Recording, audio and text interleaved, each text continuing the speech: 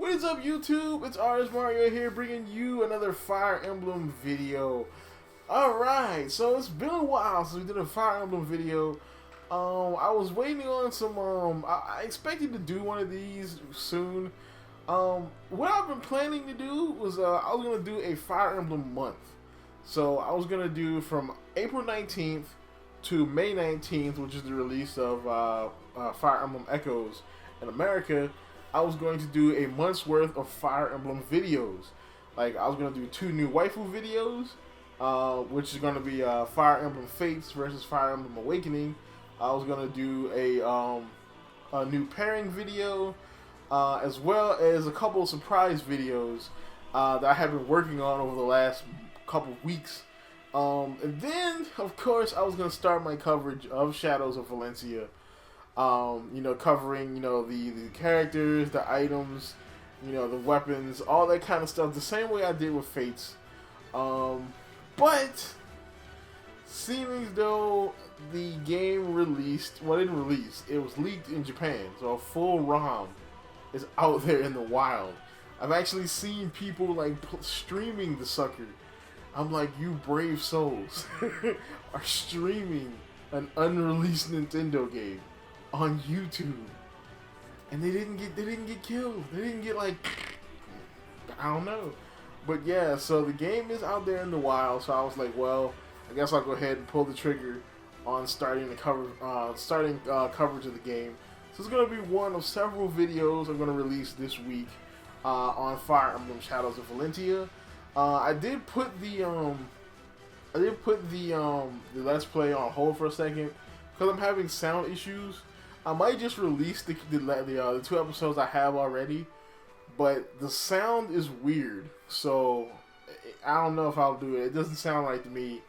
It sounds it breaks the experience, and I can't separate my voice from the video because of how Elgato, records audio all on one track. So I have to figure out a way to fix that so I can continue the Breath of the Wild Let's Play. But on to the Fire Emblem stuff.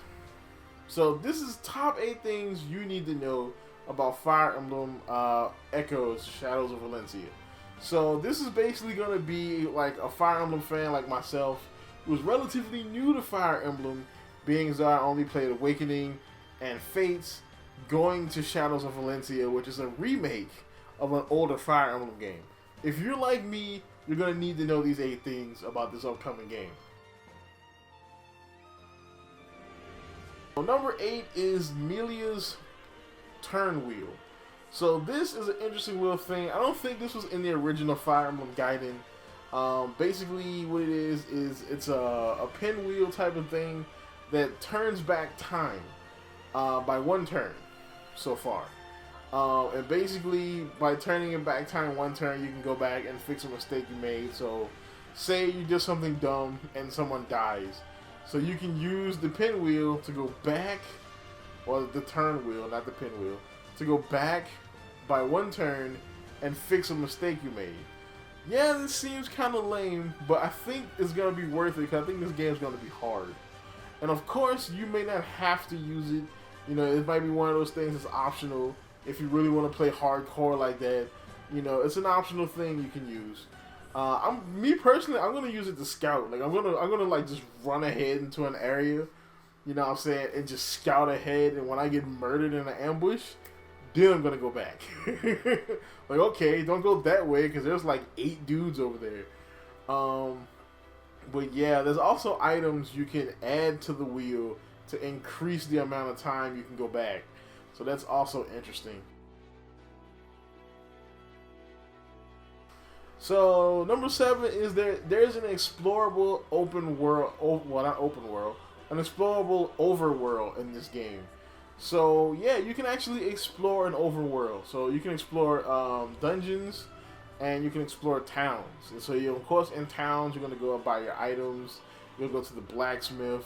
You're gonna do various things. The stuff that you usually do in menus in other Fire Emblem games. Or basically what you kind of did in Fates in your base, where you can run around to the various buildings. It's going to be like that, but it's going to be fully rendered in 3D. Now in Fire, as far as dungeons go, it'll be just like in towns, except for you'll be getting attacked by enemies. So you'll be running around through a dungeon and you'll get attacked by an enemy. And once you get to the enemy, of course, it'll change over to the regular Fire Emblem tactics screen that you always know right before you go to battle, and you can switch out your units or whatever and get ready for your fight. Alright, so this one right here has piqued my interest. That's equipment and provisions.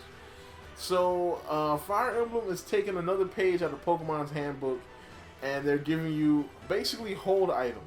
So if you play Pokemon, you know hold items is an item you give to your Pokemon that has a specific ability, to do something for the Pokemon.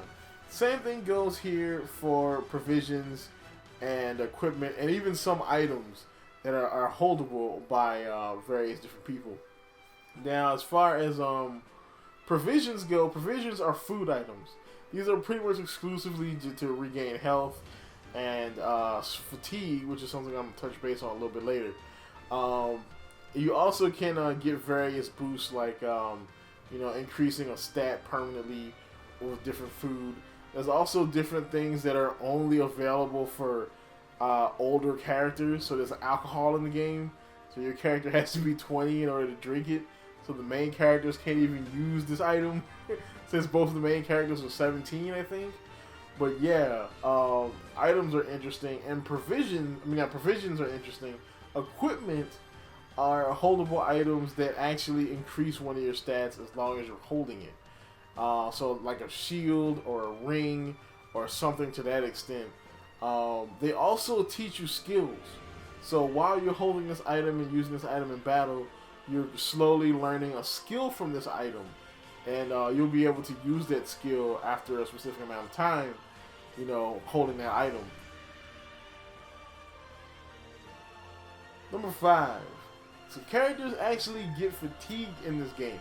So your characters will get tired. So this is one of these games where you're not going to be able to just run with a specific set of characters, just your go-to characters for going into every battle, and then you have some lame ducks on the bench. That's not going to happen anymore because now there's a fatigue system. So with fatigue, what happens is over time, the more battles you keep your guys in, they'll get fatigued. I don't know if this affects the main character or not, but it does affect the rest of the characters in your party. And as they get fatigued, they'll have to their stats are gonna go down. So what you're gonna have to do eventually, if you don't want them to die, because their defense is too low, or they're not doing damage because their attack is too low, you want to pull them out of battle and switch them out with someone else. So it's gonna force you to pretty much level up everybody relatively equally, so that one of your high level characters doesn't get super fatigued. You have to switch them out, and then that other guy's gonna die now because you haven't played with him in like 8 battles. So in this game, magic costs HP. So magic is not it's not one of those things you can just spam now. Every magic attack you use costs your HP. So this is definitely interesting, specifically for the main character of the female main character. I forgot her name. But yeah, the female main character who starts off as a priest or a priestess, she basically can use magic. She can use black magic, white magic, and she can use swords. So she's gonna be on the front line, but if you spam her magic too much, she might die because she'll use up too much HP. Now, I don't know if you can kill yourself by using magic, but that would add a pretty dramatic effect to the game. If, say you're in a pinch and, your characters are low on HP and your mage is low on HP, and the mage gives the ultimate sacrifice to use one spell to kill whatever enemy. It does add some drama to the battle, but I don't think they'll do it that way. But you can definitely screw yourself over if you have a mage on the front line using magic, and they can get killed on the rebound. The counter attack if that person doesn't die, from your attack.